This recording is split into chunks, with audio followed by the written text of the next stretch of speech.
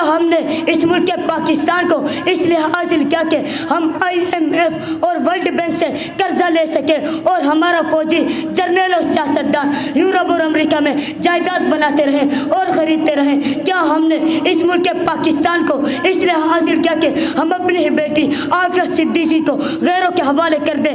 کیا ہم نے اس ملک پاکستان کو اس لیے حاصل کیا کہ ہم اپنی مساجد پر اپنی فوج کو چڑھا دیں؟ کیا ہم نے اس ملک پاکستان کو اس لیے حاصل کیا کہ ہمارے محافظ ہمارے شہریوں پر گولی چلا دیں؟ نحمدہ ونصلی علی رسولہ الکریم، اما بعد فاعوذ باللہ من الشیطان الرجیم، بسم اللہ الرحمن الرحیم۔ میرے محترم اساتذہ کرام اور میرے ہم مکتب ہم مشن ساتھیوں اور میرے آنے والے معزز مہمانوں، السلام علیکم ورحمۃ اللہ وبرکاتہ۔ سامعین محترم، آج میری تقریر کا موضوع ہے پاکستان کیوں بنایا گیا۔ سامعین محترم، آج ہمیں آزادی کا دن تو یاد ہے، لیکن ہم مقصد قیام پاکستان کو بھول چکے ہیں۔ کیا پاکستان روٹی کے لیے حاصل کیا گیا؟ کیا پاکستان جائیداد کے لیے حاصل کیا گیا؟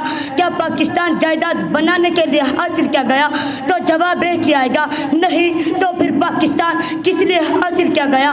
سامعین محترم، پاکستان تو صرف دین کے لیے حاصل کیا گیا۔ اسی لیے جب قائد اعظم محمد علی جناح سے سوال کیا گیا کہ پاکستان کا دستور کیا ہوگا، انہوں نے فرمایا ہمیں کسی نئے دستور کی ضرورت نہیں، ہمارا دستور وہی ہے جو قرآن کی شکل میں اللہ تعالیٰ نے 1300 سال پہلے عطا کر دیا تھا۔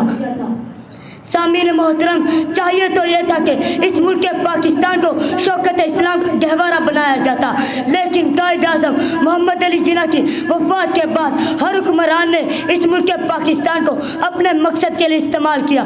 چاہیے تو یہ تھا کہ ہمیں مذہبی آزادی حاصل ہو، لیکن افسوس کہ ہمیں مذہبی آزادی حاصل نہ ہو سکی۔ وہی انگریزی قانون، وہی معاشی ادارے، وہی معاشی نظام۔ سامعین محترم، کیا ہم نے اس ملک پاکستان کو اس لیے حاصل کیا کہ ہم IMF اور ورلڈ بینک سے قرضہ لے سکے اور ہمارا فوجی جرنیل اور سیاستدان یورپ اور امریکہ میں جائیداد بناتے رہیں اور خریدتے رہیں؟ کیا ہم نے اس ملک پاکستان کو اس لیے حاصل کیا کہ ہم اپنی ہی بیٹی عافیہ صدیقی کو غیروں کے حوالے کر دیں؟ کیا ہم نے اس ملک پاکستان کو اس لیے حاصل کیا کہ ہم اپنی مساجد پر اپنی فوج کو چڑھا دیں؟ کیا ہم نے اس ملک پاکستان کو اس لیے حاصل کیا کہ ہمارے محافظ ہمارے شہریوں پر گولی چلا دیں؟ بس میں آخر میں اتنا کہنا چاہوں گا، جس دیش سے ماؤں بہنوں کو اغیار اٹھا کر لے جائیں، جس دیش سے ماؤں بہنوں کو اغیار اٹھا کر لے جائیں، جس دیش سے قاتل گنڈوں کو اشراف چھڑا کر لے جائیں، جس دیش کی کورٹ کچہری میں انصاف ٹکوں میں بکتا ہو، جس دیش کا منشی قاضی بھی مجرم سے پوچھ کے لکھتا ہو، جس دیش میں جان کے رکھوالے خود جانے لے معصوموں کی، جس دیش کے عادل بہرے ہوں آہیں نہ سنے مجبوروں کی، جس دیش میں آٹے چینی کا فقدان فلک تک جا پہنچے، جس دیش میں بجلی پانی کا فقدان حلق تک آ پہنچے، جس دیش کی گلی کوچوں میں ہر سمت بہیشی پھیلی ہو، جس دیش میں بنت حوا کی چادر بھی داغ سے پھیلی ہو، جس دیش میں دولت شرفا سے ناجائز کام کراتی ہو، جس دیش کے عہدے داروں سے عہدے نہ سنبھالے جاتے ہوں، اس دیش کے ہر ایک لیڈر پر آواز اٹھانا واجب ہے، اس دیش کے ہر ایک حاکم کو صلیب چڑھانا واجب ہے۔ وما علینا الا البلاغ المبین۔